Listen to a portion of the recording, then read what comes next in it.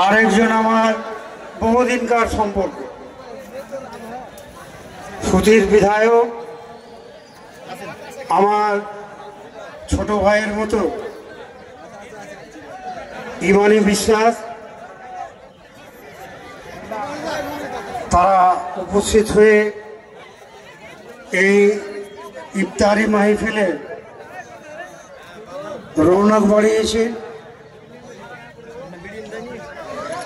এবং আমি তাদের দুজনের কাছে কৃতজ্ঞতা জানাচ্ছি। পাশাপাশি আরও যারা কোনো অতিথি যদি বাইরে থাকে একটু ভাই দেখে শুনে, সিস্টেম তো তোমরা আগে গন্ডগোল করে দিয়েছো। আমি কি বলবো আপনাদের কাছে, আমার রোজা করার এই গত 7 দিন, শুধু আজ রাত্রে 3 ঘন্টা ঘুমিয়েছি। 7 দিন আমার বুকের এমন পেন, ব্যথা, আমি কথা বলতে সমস্যা হচ্ছিল। আমি যাদেরকে দায়িত্ব দিয়েছিলাম তারা ডাহা ফেল হয়েছে, যাদেরকে অ্যারেঞ্জমেন্টের দায়িত্ব দিয়েছিলাম তারা ডাহা ফেল হয়েছে।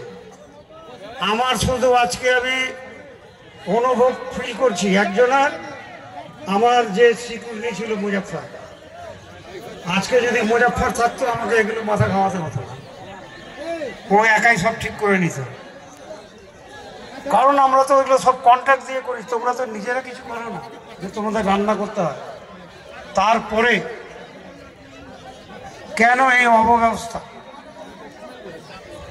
এমনভাবে এটাকে ঘিরেছে, বলছে নাকি এখানে 2000 লোক বসবে।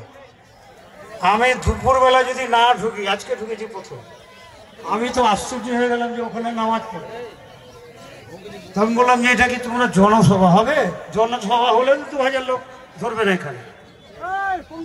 তারপরে প্যান্ডেল খুলিয়ে ছোট করলাম, এত বড় মাঠ আমার, আমি তো গোটা মাঠ নিয়ে আমি করতে পারতাম। এসে সামনে দেখছি